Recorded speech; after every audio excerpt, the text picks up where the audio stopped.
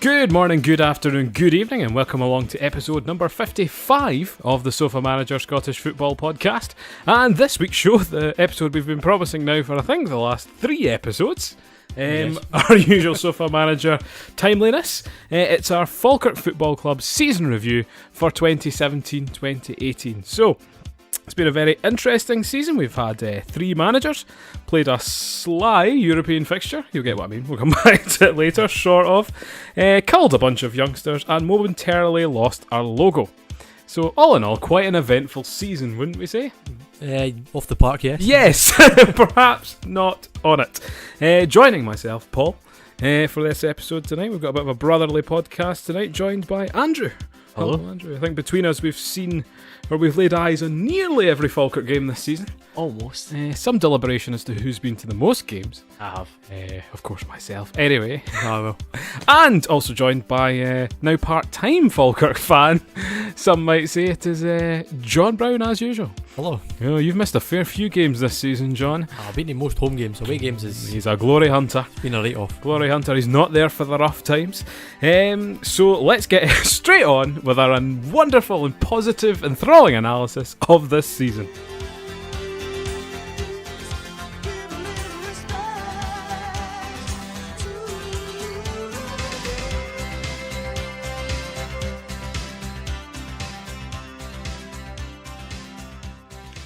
Right, so first things first, just a few lines, guys, on what we've thought of this season. Do you think it's been good? Do you think it's been bad?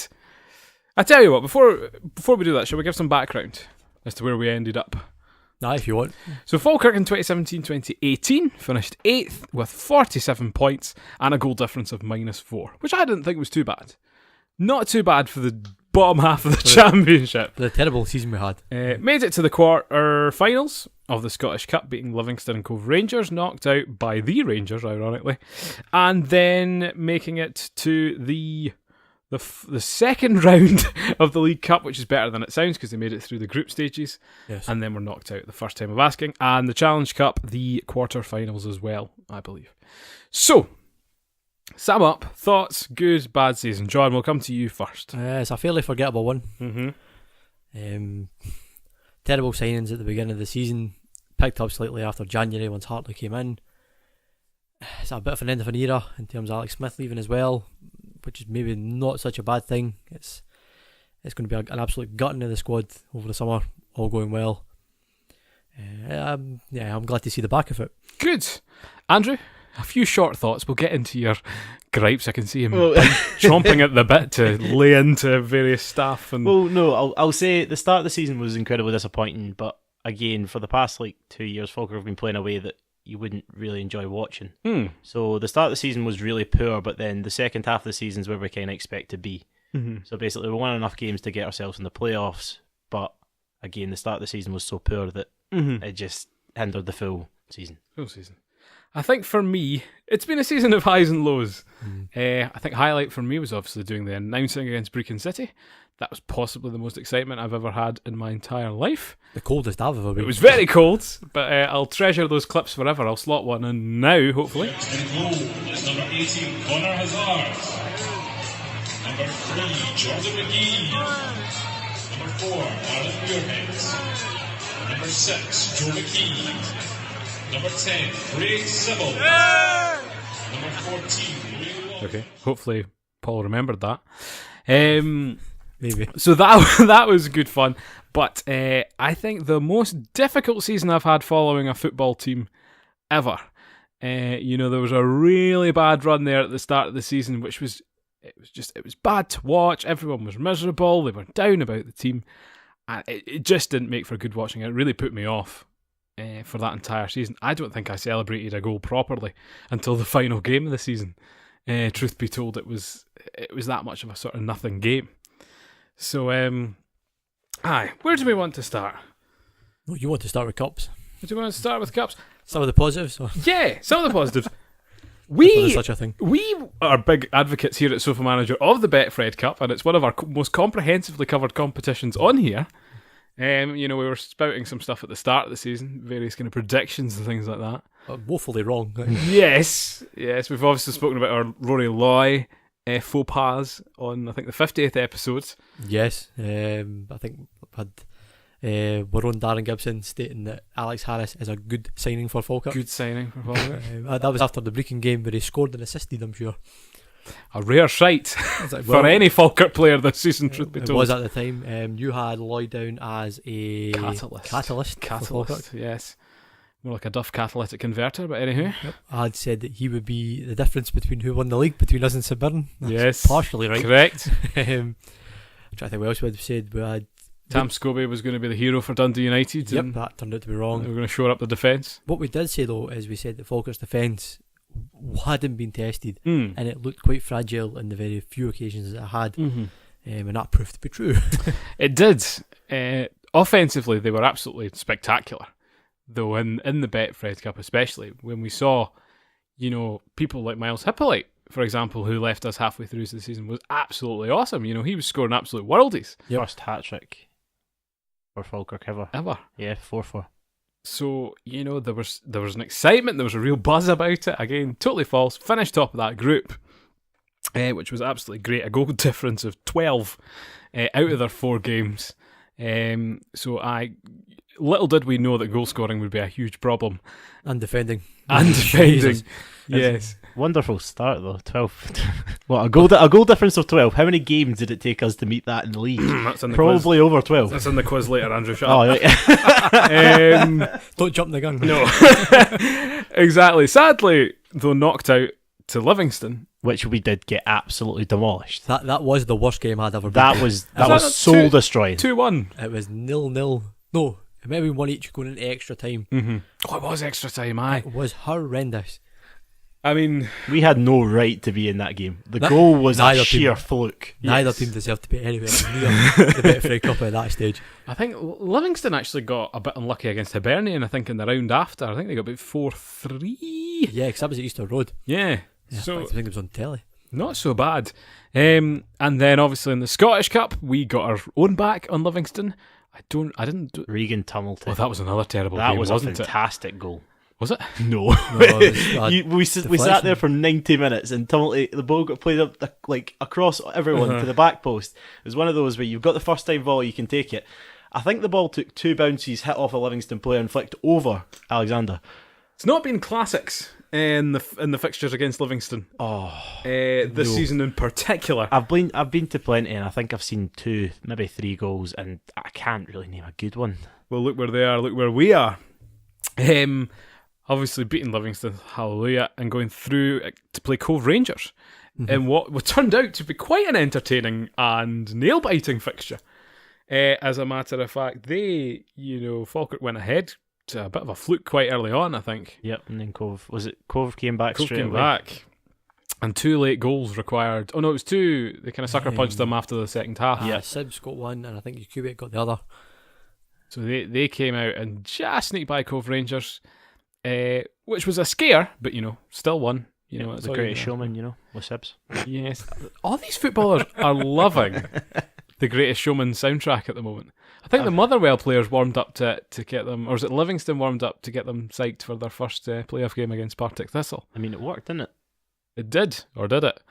Anyway, recorded on the Saturday pre the second leg.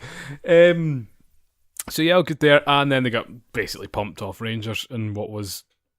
It was quite a lacklustre cup performance, I would say. That was No, a fantastic. I would 32 disagree seconds. entirely with that. Would you? They put a lot of effort into that game. They were just not good enough on the day. What? Really? They did put a lot of effort into the game. I mean, to be fair, The game was gone after about 5 minutes. They chased and it was never going to be. It was a typical Falkirk at Ibrox performance. If only Muirhead had gone for the correct type of balls that day, we might have been in a better. Or if it hit them harder. Was it Cummings or was it Morelos who twanged? That was David Bates. David Bates didn't even make the highlights reel. I was disappointed about that. You What is a wonder gift why. for it, though? I thought he was terrible. He was absolutely terrible. But well, I don't know. So sad to be punted out to Rangers. They did get a goal though, didn't they? They Yeah, equalised. we did. No, we equalised, but it was 34 seconds. It was like 30 odd seconds. Because I had fun in that game for 30 seconds, and then you can turn round, like you could genuinely turn round, and they scored again. It was Jason Cummins. The goal came from the ball twang as well. Yeah. Did it? Yeah. It was the same corner. He did the Joker thing, which was wonderful. Well, that assist will go down in history then, I suppose, wouldn't it? The only, helpful thing. I think Hat-trick. it was a fantastic experience, and it gave us the taste of, what it would be like to be back in the Premiership for a brief moment. Well, you were in the Rangers then, so I you know. wouldn't know. Well, I know, but You had fun. I went Glory whenever hole. I could get a free ticket. I wasn't too fussed either way. But I think that is the main aim of Falkirk Football Club, isn't it? Is to get back to the Premiership. It has Yeah. to be this season. I mean, Not even last season. they're clearly taking it a lot more serious now because with the budget, etc., what they've announced, and I think it's time for a fresh start, and it's going to be nice to see how it goes. It could go horribly wrong, but it's exciting now. It could do. So I guess, big tick. Before we move on, obviously the Challenge Cup. I think the only interesting thing to come of that was the trip to Sligo Rovers. I'm quite disappointed I missed it. I think it was so difficult to get to. Yeah. Horrendous. You had to fly to Donegal. Uh-huh. If I you didn't could get get a it. flight there. A lot of people flew to Dublin, I think. You had to fly to, you can either fly to Dublin, Belfast, or Donegal. Yeah. Get the train or drive, and it was an awkward kickoff. It was 5:15. If memory serves. And they wouldn't show it on telly. Aye, and you couldn't really stay in Sligo. You had to either stay in Donegal Mhm. or get the train back to Dublin again Yeah. to get your early flight back on the Sunday. That puts you off a wee bit. If I'd been a Dublin-based team, I'd been Bit easier. was it Ballatown? Mm-hmm. It would have been brilliant. Bray Wanderers or Well, a small contingent did make their way there, and I did hear some lovely stories of some of the volunteers in particular picked up by the team bus to get where they're going because you were marooned, essentially, Aye, it's middle of nowhere. in so many different places. But Falkirk fans did enjoy their travelling this season, out to Hungary. Hungary was hilarious. For the pre-season friendlies. I think a lot of people had a good time. I was very critical of it, saying there was no real friendlies planned or anything. No, but they did struggle to There was no purpose to get it. it. Yeah, No. but again, it was one of those. If you go on the unofficial Falkirk Twitter pages and stuff, some of the stuff the fans were doing were hilarious. Aye. I think they were cotton about doing, the Lee Miller stretching and all that sort of jazz. Yeah. I've seen clips of with some very confused Hungarians as to what they're doing. But I think it was nice. I think people got to get to know the team in perhaps a way that they wouldn't have before, which was quite nice. Something more organised might have been helpful, but by the by. But Challenge Cup we weren't really fussed about, really, were we? You take that in serious when you hit the semi-finals. How many have they won Challenge Cup wise? 1 or 2? One. I think it's No, 1. they've won well more than that. No, but as They've won twice. I've seen them win it twice at least. because was it Livingston we won it at? They're once? the record holders. They've won it 4 times. I don't know. Yeah, but did it not get revamped though? It's still the Challenge Cup. Oh, is this? Perhaps still doesn't count as a major trophy. It's a minor trophy though. It is a minor trophy. I don't think we're ever going to get a major trophy in the next 10 years. Well, you never know. But the I think the cup performance is the only place we can take any real solace, and I think it's time to get to the nitty gritty of it. Whoosh. To the league performances. So as I said, Falkirk finishing in 8th, 47 points. The season before they finished second with 60 points and a goal difference of 18. Not that great for second, but we fully expected roughly the same this season. But yeah, beginning of the season we expected them to either win it or become second. Yes. Between us and Dundee United, nobody really thought St Mirren would push as hard as they did. No. Livingston had a stellar season. Nobody again would have predicted that. No. But that's them. That's not what Falkirk done. Falkirk were dreadful. Exactly. And even, last season with the 60 points, they would have actually finished 4th. This season, which I thought was the interesting comparison. So the bar has been raised in the Championship at a time where Falkirk, have been unable to hurdle anything, Pretty much. frankly. And I think what was obviously super important for Falkirk, and I'll raise this point to you, Andrew, is if you don't start well in the season and build the points to kind of put you in that 4th, 5th, 6th, because that's where Falkirk usually are at the end of the season before they meteorically rise out of nowhere to shunt Hibs out of some position that they really should be, or something, or Dundee United, as it was last season. And the start just wasn't there at all. Nope.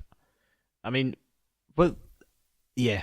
I think they definitely got put back down to earth after the Livingston game. So that was the first game before we went back into the league. And then you're going in from, you were just climbing and climbing, getting higher and higher. But I kind of wish we just lost the Betfred Cup because it might have been a different start to the season. But again, we did put our faith in Rory Loy.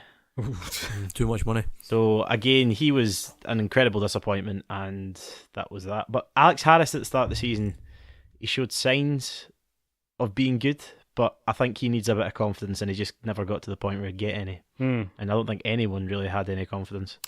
I think, especially at the start of the season, it was Peter Houston who was in, and he had a record of 0 wins, 3 draws, and 4 losses, which after 7 games felt a lot longer. I'm going to be honest. It felt a lot longer and a lot more painful. We were calling for his head, I think, after 2 or 3. They lost to St Mirren in the first game of the season, got a draw with Dumbarton at home, which wasn't great, and then just went on a streak of losses and draws, even drawing with Brecon City early on in the season. Yeah. In one of their only 4 points? Was it not 6? No, 3, sorry. I'm just having a look there, because they were away. Was that away from home? No, it was at No, home. I was at home. Jeez, why can I not remember that? I know you were sitting next to me. No. There you go. I can remember. I forget. We did leave early because I think it was one of them where we had chance after chance after chance. But again, it was Nathan Austin next to Rory Loy. Well, it's interesting because you compare the team at the start of the season compared to the team at the end of the season. It's just it's a totally different animal. It's a different team and a different kind of ethos about it as well. It was getting quite stale, given who we had. I mean, I can still remember it. It was after the first 20 minutes at St Mirren. We were 1-0 up and absolutely flying. Confidence was flowing. They had their first attack. You seen how utterly inept their defence was, and you just had that moment of, oh, fuck, here we go. Yeah. And that was it. That set the tone for the rest of the season. It was just fell out their own backsides. It was frightening. I think what we said, with the playoff failure that was last season, Houston had completely run out of motivation. He didn't know what to do with that team anymore, and I think you saw that the psychology of the team just wasn't in the right place anymore. There was a feeling about the place that it was just defeatism. It was you can get so far, but you can't get any further. Why the hell would you bother? And that crept in quite sort of deep rooted as well. And we've seen that once we got into kind of the Hartley era and who he got rid of, and the change in mood around the place at the same time. Yeah. It's quite substantial. Well, the last straw was on the 23rd of September. Yeah, September. It was the last game that Houston played or managed, and he was was he sacked or was it? He was. I could guarantee he was definitely sacked. He probably got into the room and he had the conversation, but I think he wanted to walk with his dignity because he did great things at Falkirk. But again, looking at that, like where we were at the time, he'd lost the fans totally, completely. And then, but the issue was you've got the Falkirk TV interviews and stuff after, and he just didn't show like, oh, we're good at times, but then we did this wrong, did this wrong. So I think he was just blaming it on players making their own mistakes. But again, for the full season, we were depending on a strike force and a defence because the midfield was never there. Yeah, but like the big issue I had this season was people like Tom Tywell was a good player for Falkirk, but he's not a very good footballer, and he was the only one trying through games. So people were saying Tom Tywell was the best player we have. Yeah. No, Tom Tywell was the hardest working, but he's not got the ability to go along with what he had. I think certainly there was that grit and determination from some players. Taiwo, very much in the same way of Mark Kerr, couldn't really move the team forward and bring anything offensively. We were very defensive minded, and we had no attacking threat coming from the midfield. There was no zero pushing forward, and a lot of people look back to Volks and go, that was the kind of guy we needed in the midfield. The guy's a kind of once every blue moon player, but he was never replaced, not to the same quality, but to the same mentality. There was no attacking midfielder to slot in beside Kerr to take the pressure off him. But I think Joe McKee was maybe that player he was looking at, and it just never materialised. Is he still with us? And unfortunately, I didn't really play a lot in the back stretch of the season there. No, but again, like what Falkirk need is a dominant midfielder. Because I think that's what, like, if we had a dominant midfielder, even if it's just someone that will take the ball from the back and bring it forward, or just anyone, like a big brute force. So basically, we just needed someone to be in there when the headers, like, causing problems for their midfielders, because they're getting too much time to think, and they'll see the play develop in front of them, and they'll only be like a wee guy standing in front of them. Yeah. So we just needed a bit, like, someone just to dig at them in midfield, but we never had that. I think what you have to look at is what do you actually want here? Because, if you want that big midfielder, you want everything to go through the centre of the park, or do you want to focus on the wingers? Now, where I thought we were actually quite strong this season was some of our wing play. Because when Alex Smith came in for Peter Houston, first thing he did was switch to basically a 4-3-3 against Morton. and put the team into basically where everyone would fit in their position instead of blooming out of position all the time, all across the park. And that's where people like Alex Harris, for example, thrived. Going down the wing, getting crosses in, which not always brilliant, but yeah. Well, that was pretty much what he was good at. He could get a decent ball in the box. He might not have done much more else for you, but that worked as soon as Smith did that and played to their strengths. I'd probably say he's been hit too hard this season because Falkirk had a bad season, but he never got a chance. The way he plays, Falkirk don't have his position. Alex Harris, yeah, he either had to play wing back or he either had to play in the centre midfield. But if we had him as a right midfielder, he's always got that behind him, so he could wait for someone to come past. But when he was playing right wing back, he doesn't suit him.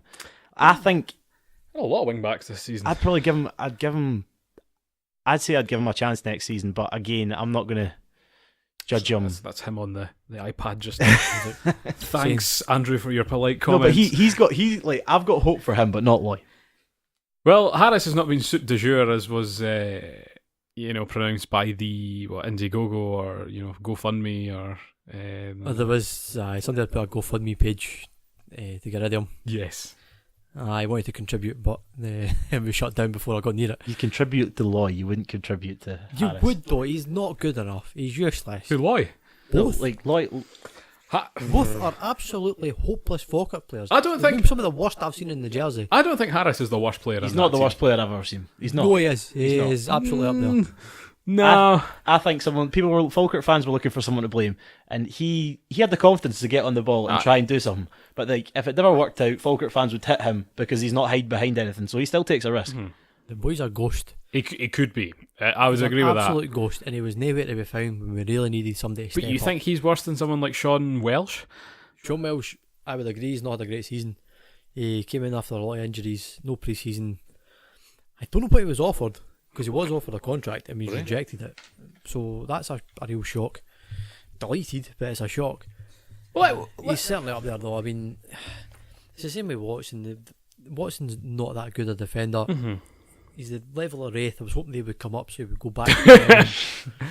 I'm quite happy that Alois came up because that's a perfect place for Harris to go. Aloha, Alex Harris.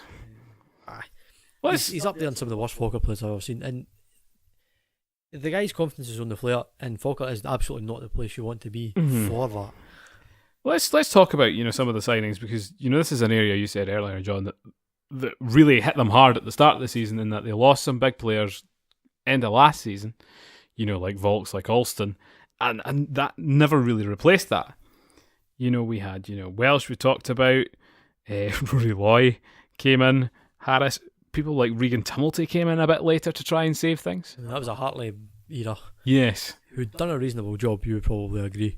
Hartley was a good firefighter. I mean, I'd say a good game or a bad game, there was nothing in between. Well, yeah, but again, I'm not entirely sure how he wants to play yet, because the team that he had was, we were grinding out results slightly, but then Jakubiak hit a bit of form, and then that kind of saved them a bit. Whereas then Jakubiak, when he was quiet, Nelson would hit a bit of form, and then neither of them were in form. Well, then that was two signings as well, under the Hartley area, and this is something he seems to be quite keen on, this young English blood. Which again, I'd probably say that's probably the right idea, because people are seeing that English teams are now trying to trust Scottish teams a little bit more. Whereas you had that Masonda that went to Celtic, and he was meant to be tipped to be the next big thing. But Roberts came up, you've got Rangers getting a few players in. It's one of those, they think if they come up to Scotland and pick someone's eye, they could get into the Premiership. What, blind them? No, but you know what I mean. Catch someone's eye. Catch someone's eye. That's it. Pick them in the eye, John. Play me. But I find it interesting in that Falkirk were always known for bringing through the kind of young Scottish talent. But again, I think we had to change that philosophy after the best thing we produced. Well, you can say, as soon as we got rid of the academy, we did sell on some players like McBride and Gallagher. But again, they weren't coming into the first team making a difference. Well, let's talk about Tony Gallagher for a second, because in some miracle move, the world's best agent. He wasn't playing for us, and if he wasn't playing that well. And then what? 250, 500 grand to Liverpool. 250. 250. How? It was the potential rather than the... What potential?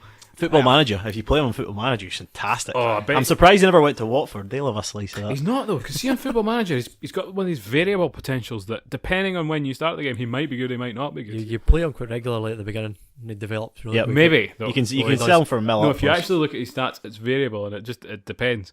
But I mean, that was a miracle. But that is one area that Falkirk have been left extremely short, and that's what's been propping them up over the last few years, is the good young players. And it dried up quite quickly. It did. They sold them far too early, in my opinion, one or two of them. I don't know. I think they held on a few as long as they could, and we were left with what is essentially Sibbald was pretty much the last first team player to come through our academy. Yeah, and he's probably done. I think we've established that now. He's going to try something new. Every chance. But, does that validate in any way? And I wasn't happy about this at the time, but their decision to cut the youth academy to focus on all funds on the first team. It's the way to go. Well, again, it was one of those, like, they obviously never did it properly because they never made a public announcement so it came up in the papers first. Yes. So that was a big issue with that there. But I think it was the right decision. Well, again, Hartley did this with Alloa. He did the exact same thing. He went in, and then 3 months later, they cut the youth system. Mm-hmm. So I think it's his way of, he just wants to focus everything on the first team. Yeah. Just like, I think the main aim of the team was, for the past 2 seasons, was to go up. Mm-hmm. And we've continually failed at that. But now it's basically they have to take a different approach. We've tried this approach for so many years, and it's not really cashed in for what we've spent. I think it worked for a long time. I think this season you see statistically as well, the Development League team finished bottom of the league and were fairly lacklustre. The only player from the Development League squad to get into the team was Kieran Dunn, who hadn't actually made an appearance for the Development League squad before he was into the first team. Yep. And this was very much kind of Paul Hartley's first signal, after the 100% record of Alex Smith. Was that our only victory against Dunfermline this season? Yes. Yeah, it will be. Oh, that's grim. It's one of the first seasons in a while we finished behind Dunfermline, which is a kick in the teeth as well. But that was his big signal to the players, is, I need to be listened to. Yeah. But with someone like Dunn, he's now an international footballer. I still don't rate him. I thought he did a job when he came in. He did alright. He was better than Harris, so you can't complain. He looked motivated, and I think that was one of the problems our players had this season, was lack of motivation. And especially with the shift mid-season, we lost a lot of experienced heads, like, Mark Kerr. We lost Lee Miller from the dressing room, Alan Mabry, people like that left. But very experienced footballers that have been at the top level. We weren't doing very much for us in the first half of the season. No, I know, but I don't think it's any coincidence that the results kind of changed when they left as well. But they were characters. No, I wouldn't really judge them from when they left. It was a different manager. It was a different style. It wasn't. Oh, I think Hartley had kind of unequivocally told them to leave to free up funds for him. He must have seen one of Kerr, Miller, who may have wanted the managerial position themselves. We don't know. And that's caused a bit of a, not bad blood, but a bad feeling between the two. What I would say is that I don't see a togetherness in the dressing room. I don't see a joy about their play in the same way I would see for like Livingston or Motherwell or something like that. I think you'll see it next season though. Again, but Livingston are just a hit and hope team. They punt it to Lee Miller and it goes down, and then they've got options right or left. But like Lee Miller has been scoring for them. And on the flip side of that, other players we've let go, James Cragen just recently signed an extension on at Dunfermline. They're quite happy with him there. But again, he suited the way they play. Aye. It's the way that Falkirk wanted to play. James Cragen did not fit in. Like everywhere we played him, he played well at Wraith. But then when Falkirk took him, they took him because he was a good player, not because they needed a player in that position. I just think that players just weren't allowed to progress under the management structure we had. And I think we were hindering a lot of people. Yeah. And we just did not get remotely the best out of our squad this season. They were all played out of position. And if you go back to Houston's signings, they were all wrong, really. You look at it, he never signed a natural right or left back. But he got no money. And Hartley got all the money. Literally all the money. I fully believe that. Houston had a mentality that if you lived within a 20-mile radius of Falkirk, you were getting a contract. It's true. At least Hartley's got a wee bit of ambition. He's clearly went to the board and says, you're doing it wrong. He stood up for himself. He's got the structure in place that he wanted. What's Hartley really made a success of, though? Like, Alloway he never followed through with. He jumped ship once they got beat once. Dundee... He got Dundee up. He he got Dundee to a certain point, and I think it was a natural end. It's like Houston, it was a natural end. Hartley with Alloa, he could have done more. I know from unreliable sources that he wanted to do more. We love those sources on Sofa Manager. He actually thought he could take Alloa, sort of pushing into the playoffs. The board told him get stuffed. When they're the Championship They playoffs. didn't want to get into the Championship playoffs. Lo and behold, look at where they are now. Which I can fully understand. So he's a good manager. I don't know how there's talk about his relationships. So is he a good man and manager? I don't care. So He's definitely not. Well, we have heard stories, but I don't know if they're true or not. So, well, we'll get on to where he's taking the squad, but he did improve things. Second half of the season, they managed to get 14 victories under their belt, which ultimately still took us nowhere, but it took us closer. We were marooned. Oh, well, that's exactly it. If you had continued Houston's track record, we were relegated. No. We would have made the playoffs because we still had enough points. Come on, Brecon would have better eventually. Quite possibly. Brecon pushed us close a few times. I must say, that game I was announcing, I was fairly scared until a couple of second half goals kind of saw us ease away. But yeah, I think we were happy just not to be involved in any relegation playoffs or anything like that. Because League One, I think if we were in the relegation playoffs, we were in big trouble. Because if you look at the track record of it, Wraith have went down, and they weren't actually that bad the season they got put down. And then you look at Dumbarton, who, again, they're always the team that were there and they're about the relegation zone, but they'd be able to slide their way out of it. But then Alloa popped out of nowhere because I think very few people would have chose them to come up. yes. So they've just taken advantage of the full system and they've got lucky. It's what you need to do sometimes. You can't get that kind of luck in the Championship. It's just, it always favours the bigger teams. Well, we were one of the bigger teams. It didn't favour us. But look at Kilmarnock now. Why can we not get a Steve Clark? Not as bad as, well, to be fair, since when we were looking for the manager, it was between Owen Coyle and Hartley. And you see what Owen Coyle gave to his players. Owen Coyle could have been the striker and refound his former yesteryear. Well, no, but he gave, what was it he did? At Ross County, he was offering cakes or sweets. It was I'm brewing cake day. Yeah. That was his incentive for the players. That didn't pan out. That's what happens when you sign a bunch of former Liverpool greats. Stephen Gerrard, yes, that's a hint to you with your Rangers tactics. Martin Skirtle. But it shows you what good management can do in that. Jack Ross, fantastic. Couple of signings in that St Mirren team, not too many. A couple? I think he signed over 12 players. Well, he signed a full new team. Well, he did that, but Livingston, on the budget of a shoestring, are nearly got into the Premiership.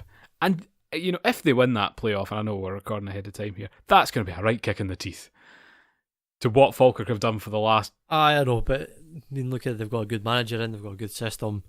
It's effective. It may not be pretty, but it's damn effective. Some of our old players. They'll still take only 500 fans because they only like to turn up for big occasions. But that's the kick in the teeth as well. I'm sure the likes of Hamilton, Dundee, I'll be signing a huge relief. I know. If Livingston get promoted. But obviously, Lee Miller, now the main man for Livingston, I think we have to say, a huge thank you to him for his service at Falkirk Football Club and to Peter Houston as well, because there was a lot of success. Took us to a few cup finals and cup semi-finals and things that other teams just haven't had the privilege of, especially in the Championship. Yeah. So, they definitely did a good job. I know you're very excited, John. You got was it a retweet of Lee Miller or a reply? I got a retweet. Let's see. It makes your day, your week, your month. That should probably highlight your year for a Falkirk support. And what's crazy about that is I remember him, when I was on the terraces at Brockville. Playing back in the first division. So that's like one player that's an entire generation. You've seen him all the whole way through. Basically. And he was an absolute brute in that first leg of the playoff, being elbowed left, right and centre, blood pouring down his face and still playing on valiantly. What a beautiful man he is. Good marketing tool. Yes, just as Nathan Austin was as well with his jazzy jacket, as you'll see in the thumbnail. They've taken, to be fair, they've taken a different approach this season. They've not put a single player's face on the season ticket campaign for good reason, because I don't think we have any player that we can idolise so far because we don't know who's going to play. When UK comes back, we're fine. That's true. Yeah, there's got to be some good hashtag there about Yakud be back or... Oh, that's bad. That's what How long you worked on that one? As long as it's not Danny Rogers on the phone saying, hello there. I'm back. And you're like, oh no. That was the exciting signing to get our season tickets through there. That's why you bought your season ticket, John. For Really. Oh no. So no, highs of 7th, but never really challenging for the playoffs. It's disappointing we couldn't have had the resurgence in the same way someone like Inverness, Caledonian Thistle did. But by the by, hopefully we rebuild for next season. But before we go into the kind of future, and we'll have a wee quiz, I think, after this. Who's your player of the season, John? I'm going to spring that on you. That's a sore one. Player of the season and worst player of the season. Worst player? Not worst player, we'll stick positive. We'll stay positive then. Best player of the season? I'd give it to Taiwo just for his effort. Okay, who is left as well at the end of the season? Nah. So no, for his service. You can't necessarily... Nelson and Kubit were great when they came in, as was wee Tommy Robson. None of the centre backs get it. Goalkeepers have been... Not even Jordan McGee? McGee's been good, I'll give you that. He's been really good. But I think for what Taiwo had to play up the side in that midfield. Yes. And he stood out, so he's my player of the year. Interesting that we barely mentioned Sybil's. Andrew, would you go with McGee? Well, personally, I would go for McGee, but not just for his defence, because there was games where we looked... hot girlfriend, right? No, well... Yes. Sorry, Jordan, if you're listening. You're not, I can guarantee it. No, but to be fair, there was games where we looked absolutely dire and there was nothing coming forward, but he would take it on. Like, he would take it on himself and he'd do well, he'd push us forward, and it was a spark a little bit, but it wasn't enough from where the position and what he plays. I think... But I'd probably say the one player I think was a bit under-mentioned was Conrad Balatoni. I think he was brilliant. He was really good when he was with us. I genuinely think he was. I was extremely disappointed that they didn't sign him up, because he again was he in from the start of the season, or was he one of the emergency signings? He was just before. Signing. Yes, It was a bit after. I thought he did a brilliant job for us. I was very sad not to see him sign up. I think he ended up going to Torquay United. It's just, again, he wasn't what Hartley was looking for, though, because he was going for the three at the back, and Conrad, but he was an old-fashioned kind of player. He'll get the ball, he'll always make a good, strong tackle, and he'll get the ball at the danger zone, but when you get him down to play the ball at his feet, he couldn't do it. Yeah, I think my player of the season, I didn't see Jordan McGee's been that great. Would have been one of the goalkeepers. I think David Mitchell was brilliant, but then he got his leg completely destroyed, shattered to bits. I think Yukubiak was good for a spell, then just couldn't quite maintain that. So for me, because he's an inspiration to us all for punching well above his weight, Jordan McGee and his woman, not in terms of his football team, because he shouldn't be with us. And I think there is rumours about him possibly going up to the Premiership. Signed a new contract. Has he? Yep. Maybe for money. So we'll wait and see. Anyway, we have a very exciting Falkirk 2017-2018 quiz here. Okay? Challenges on. How many Challenges games did you go to? Let's see. Shall we cue the music?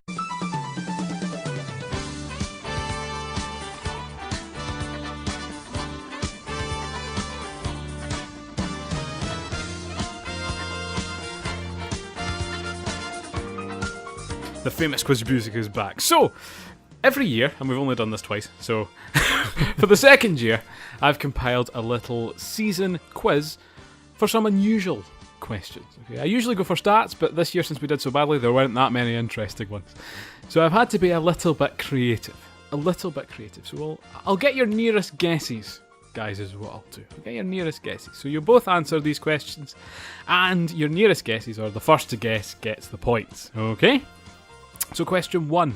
When was the last time Falkirk finished as low as 21st in the Scottish football ladder? Okay, so 10th in the first division or equivalent. What year did Falkirk last finish 21st in the Scottish ladder or lower? 2003. 2003, okay. The 01-02 season. No. Yeah, 01-02. You just say that because you heard it is 2001-2002. That was very close to Andrew. I was very impressed because 02-03 we won the league. Was it? Oh no. Kept it down. So they were 9th in the first division. Do you know who won? Actually, do you know who was in first, second and third that year? What, is Gretna there? No. No, that'll be St Mirren. No, St Mirren were in the same league that season, so we're in Inverness. Who Who they got promoted that season? Clydebank. In first, Partick Thistle. Right. Airdrieonians were in second. Ayr United finished third. And I just looked at that and was like, that is crazy. But If I remember right, that was the season Airdrie United went bust. Airdrieonians went bust. Aye. 01-02, going into 02-03 that summer. And that's how Falkirk stayed up, because they were going to get relegated. Quite possibly. But Still Liam McCall and all the players. I must admit, since then, aside from the spell in the Premiership, it's been second, third, second. We've been very, very fortunate with the success. In the wrong division, but you know. Championship squad. It is, unfortunately. So question 2. Which former Falkirk player has made the highest number of appearances against Falkirk this season? This season? This season. Former Falkirk player. Former Falkirk player. Cam Higginbotham. No. Who we played most this season? Livingston. Or Brecon? Got anyone in Brecon? Nah, Dodds wouldn't accounting. Can I make another guess? Yeah. I'm gonna go. Austin would have played 3. It's not. Think of like. Does it need to be a player that played for us this season, or that just played against us? This season. Well, no, he wasn't with us this season. All right, so Former Falkirk player. Fraser Aird. No. Fraser Aird, I think, played against Falkirk 5 times. So how many times did he play against us? 6. So who did we play in the couple? It must be a Livingston. No, It's not. Across 2 clubs. Oh, that doesn't help. Is it not? Who moved clubs in the championship? Inverness, Caledonian Thistle, and Green Beardy. Morton. John Baird. John Baird, 6 times he appeared against Falkirk. It was the highest. Was his highest appearances at one club was Falkirk as well, wasn't it? Must be Yes. close, aye. Peter Houston's longest spell was at Falkirk, as in his managerial career as well. Lucky him. Right, I'll skip that question.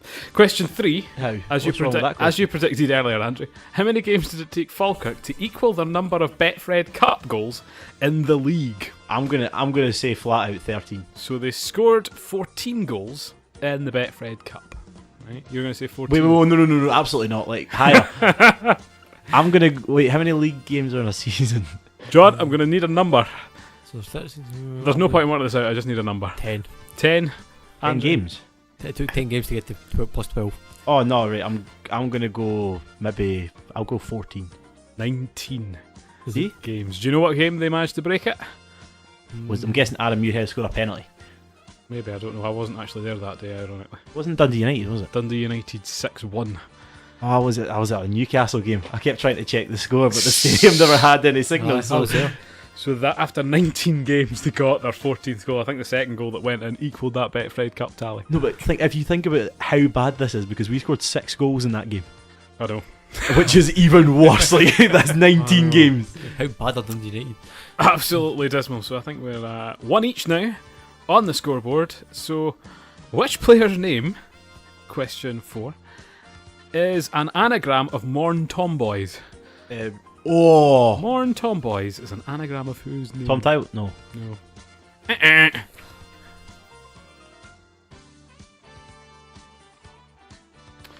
This is great podcast listening. Go again. Morn Tomboys. Peanut. Morn Tomboys. I should use that for the quiz music instead. Morn Tomboys. Wait, Mon the Tomboys or Morn? Morn Tomboys. Morn Tomboys. Tommy Robson. Tommy Robson's correct. I don't know where the Y is. 2-1 to you, John. Boys. B-O-Y-S. Oh, But what? His name's Thomas, but Buzz off. for the purposes of this quiz. For the purposes of this quiz, it is Tommy. So, last couple of more generic questions. Now that John's ahead 2-1. that's not fair. Which outfield player had the fewest minutes on the park? Quickest to buzz in. Which outfield player had the fewest minutes on the park this season? Kieran Dunn. Correct. John goes 3-1 ahead. Don't know how his first team, but there you go. So for 2 points, to make it vaguely interesting, which player was most frequently used as a substitute? Your last chance, Andrew. I'm going to go for Rory Lilly. Wrong. Kevin O'Hara. Yes. No way! Did you look these up before we came into the quiz? He gets played every week because he still can't score. How No, but he got banned at the Dunfermline game. He was out for like 8. That was his most used substitute. How many goals has he got in his career?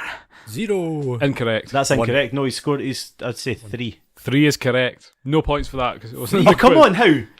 Just 3 give me a bit of hope. For who? Oh, he was playing for East 5. East 5. He's got 3 goals. He's not got a Falkirk goal. Not Yeah, he got- does. No. Yes, he does. He has one. No, he doesn't. He has one. No, he doesn't. He must do. Not a single goal in the Falkirk shirt. Oh no, John Baird stole it, didn't he? Yeah. Well, Remember that it was against ruled- Hibs? It was ruled offside. The was one against against Rangers. It was one Rangers, against Hibs that he almost scored. Was it? Oh no, he crossed it in for Bob McHugh, and no, that's Rangers again. Aye. He played well against Rangers. There you go. Hey. Well done, Kevin. It's a big Celtic fan. Who's he? I don't know. Oh, you just going for the O'Hara. Brilliant, John. Brilliant. So, well done, John. Your knowledge was alarmingly good. I've paid attention this season. Yes. The most concerning statistic was obviously 19 games to score the same amount as they had in 5 games, I think. So bad. brutal. Come along to the Betfred Cup next season, guys, because there's no point in buying the season ticket. The draws in the sort of beginning of June. Very exciting. Hopefully we get someone better than Israel and Albania. Is that now we're playing the Nations Cup? Yes. So, World Cup coverage to come soon on Sofa Manager of the Way, although we've not decided on how we're going to do that yet. To the future! Now Paul Hartley really gets his teeth into things over the summer. We've already signed 3 Backstreet Boys. We have Tom Dallinson, centre back, 22 years old. Absolute babe. Good looking fellow. Replaces Lee Miller quite nicely in that department. We've also got Ryan Bruff. Is it? Yep, left back or centre mid. Left back, Morecambe, 22 years old also, released. Don't know how good that is. And Danon. See what I did there? That's got to become a chat. It's got to become a chat, no? I mean, we've got worse ones. We've got the Tommy Robson one. They just start going na na na na na na na na na na something like that. Tommy Robson. No. It would be na na na na. Tommy Rob. Is it? No. Like they do like No. Tommy Robson. He's Say it to me, Andrew. I can't because it's so out of a tune. It's like he's Tommy Robson. He's effing class. Oh dear. He's Tommy Robson. He's effing fast. It just he runs up the wing and puts in a cross. He's Tommy it's just Tommy dreadful. Robson, he does his job. Yeah, well, that's brilliant creativity there from the Falkirk fans. So It's the worst song I think I've ever heard. if you do need a new one, Danon or Denon? What do you think we're randomly just going to go when he scores a goal? We just go Danon. We've had enough Yes. trouble with trademarks this season. Oh! Yeah, losing the logo for I think 2 years. Yep. It just shows you how valuable it is. Nobody noticed. Literally nobody noticed. No fake merchandise. I bet you there was some guy. There was this is how this all sparked up. It wasn't fake at the time. No, though. it wasn't fake at the time. No, it was completely legitimate because a fan made a T-shirt with a Falkirk badge on it. I bet you there's some guy at some dodgy market in France selling knockoff Falkirk tops that now doesn't have to pay the bill for. Fortunately, so yeah. Next season, our scout is obviously based down south in sort of Middle England, and this is where we seem to be sourcing a lot of the new blood from. So is this a good direction for the club? And when do you see this Premiership? Because Paul Hartley has been given the mantra of going up to the Premiership. This is the biggest budget they've ever had in the Championship. That's what they say. I would believe that. Pre-Division 1 days and stuff, It's presumably. probably been adjusted for inflation and it's marginally bigger for this season. Right, pipe down business pessimist, John.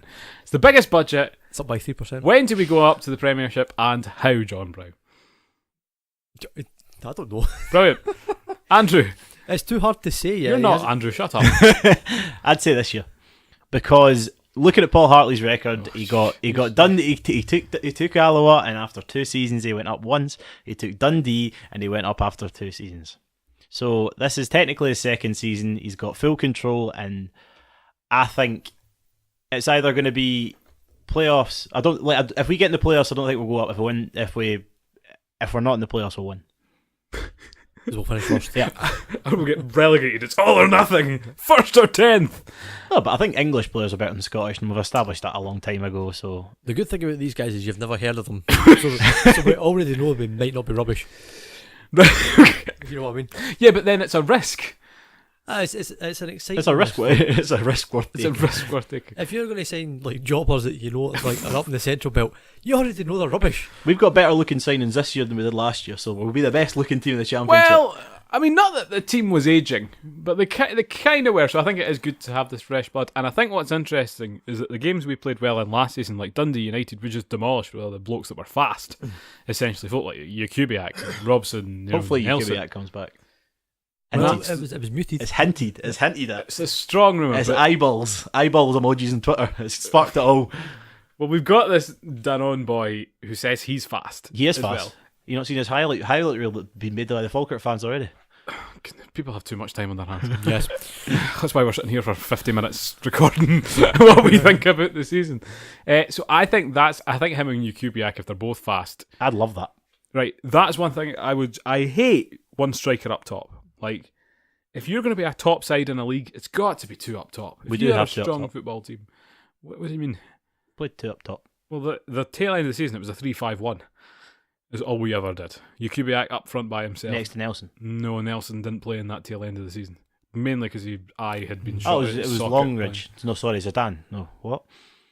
Don't diss Longridge. He finished the season as the top scorer. He did, yes, but again, he still annoyed me the way he played. Not enough to mention in our earlier. More greedy. He's a good player though. Saved us. Yeah, I think he's probably going to get a gig for the first half of the season at Hamilton. No, I don't think he'll go back to Hamilton. I think he is. I have he's a going back feeling. to I have a feeling he's going to go to Livingston.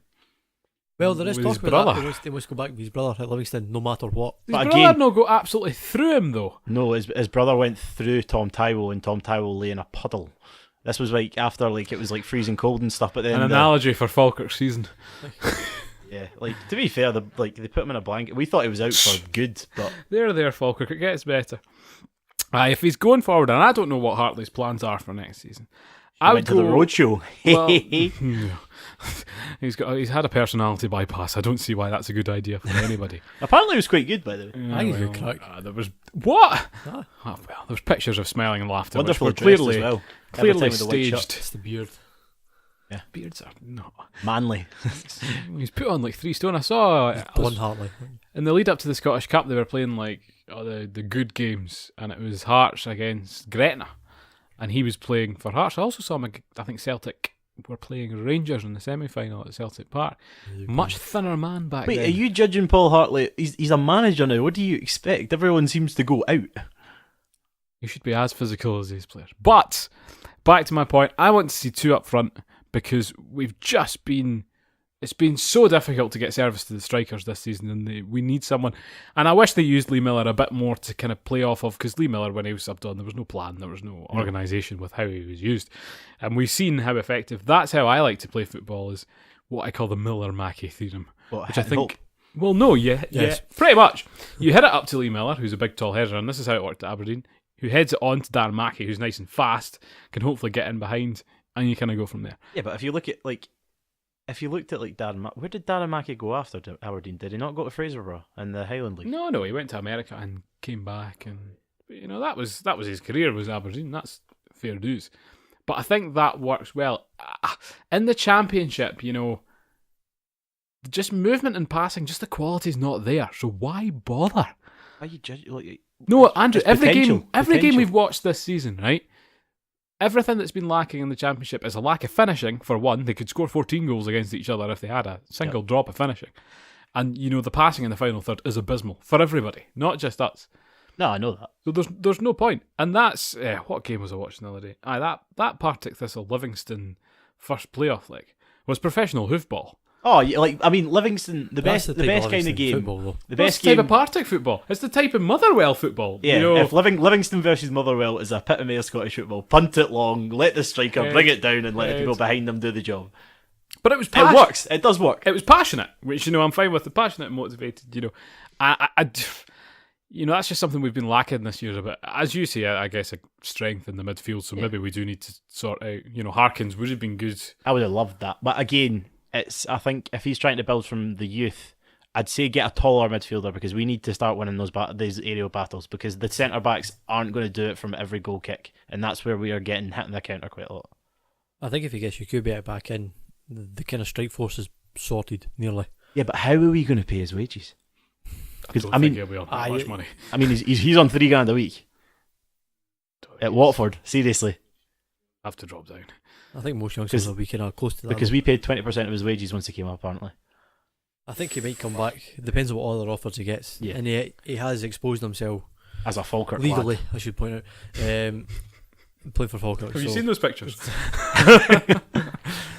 I think Ukubiak was the hot property at one point. After 2 or 3 games, especially after like Cove Rangers game and stuff, that was his peak. And I thought it was interesting in watching him against Rangers in the first true test. He really struggled against their He had defence. absolutely no support, no. I know. Nothing. Yeah, I know, but And that is the biggest problem for this season. It's very difficult to judge both him and Nelson. well, I don't Because the think service up to them, apart from maybe Longridge if he decided to pass the ball, it was a challenge for them. They had no support. Why would you pass the ball if you believe that everyone's equally rubbish? To be fair, if you just look at people like Dobby, he can do it himself. The He was like, if he never No. got injured, I reckon Queen of the South might have been within the playoffs. thing about Stephen Dobie is he's a finisher, and Yeah. he's the only one in the league. Ryan Hardy's quite good. A few of the St Mirren guys. But Steve Dobie is a cut above absolutely everybody, and it's plain to see. Yes, but that's because he can finish. He's a Premiership striker. And nobody, he doesn't have the physicality of a Premiership striker. How? He's got no pace. Chris Boyd.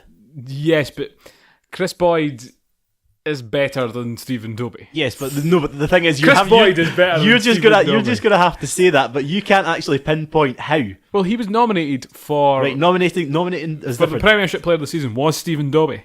I don't believe he was. No, because it's in the Championship. championship. Get See, right. you're making No. making a completely invalid argument. I'm saying, was he nominated for Championship Player of the Season? Yes, Was he?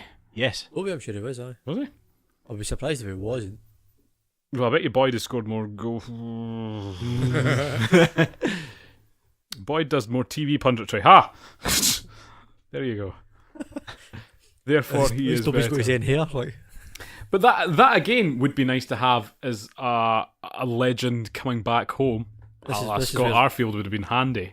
I mean, yeah, but you can't really blame him from going where he to be did. honest though, if we get promoted and stay up for another couple of seasons, Arfield will end up back in Falkirk. You think? Aye. You don't Yes, think but he's that's burnt what- those bridges going to Rangers?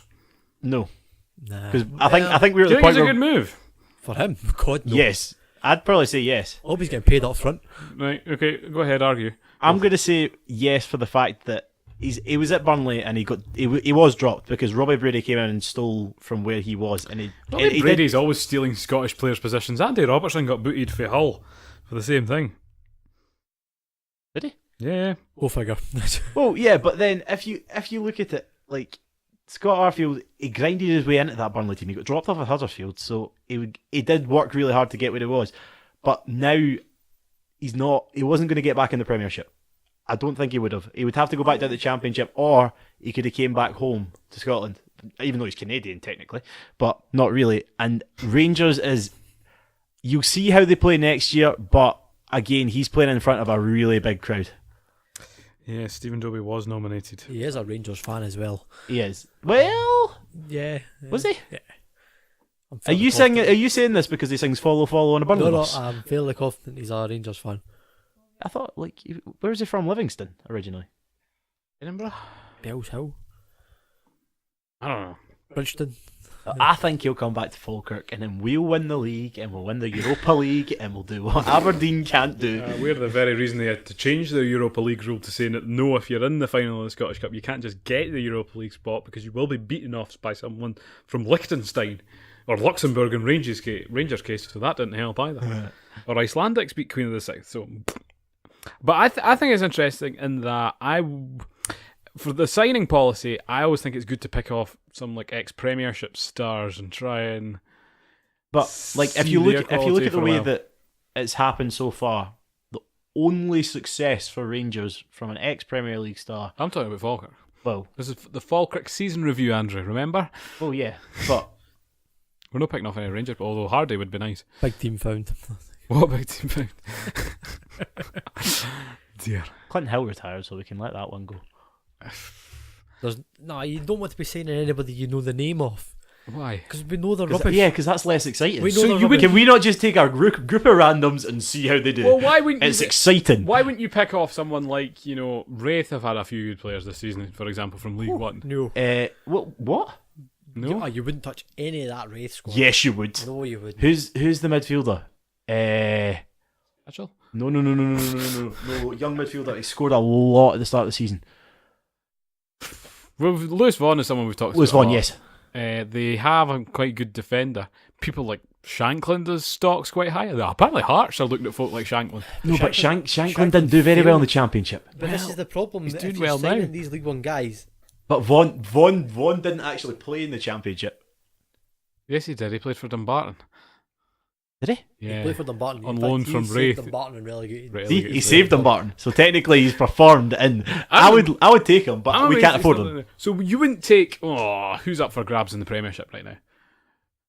For sake of argument, Randy Walters from Dundee. Nah, Nah. he struggled in the Premiership. Yeah, no, but that's a level above. And we've seen some Premiership football this season, and it's been a heck of a lot. Well, the top 6 of the Premiership in particular is a level way above. Aye, it's exciting as well. Yeah, that's a different argument for a different day. Is it? It is. Oh, aye. What? I don't know. This has been one of the most exciting Premiership seasons we've had in years. Oh, yes. Oh, I know, but the quality's... That doesn't matter. Like, that 5-5 Rangers Hibernian game was an absolute disaster. But And, if you know the quality's not there, make it exciting. True. And make it marketable. True. I like it. Well, the highlight for our season must be that we got on the SPFL bucket list for must see. Did we? After the Dundee United game, we Oh, got the put, 6-1. we got put onto we got added to the bucket list. I only saw like 6 or 7 that they put throughout the season, so we're on the bucket list. I'd have rather died. Well, you know, to to round off those thoughts, and I think we've covered everything now. Again, the highlight of my season was definitely the Ryan Blair, who was terrible. Wonderful goal. Sensational finish against St Mirren, and I leapt forward, roaring for the first time that season, I must say. I've not celebrated any goal like that. Take your time. I did. But, you know, when you're standing there, it's not the same.